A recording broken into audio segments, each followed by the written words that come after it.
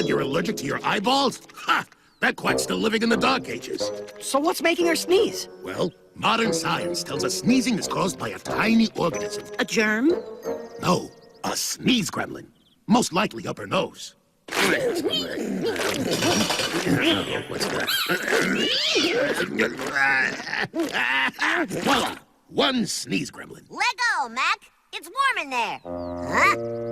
Huh? Cover your mouth! Hush!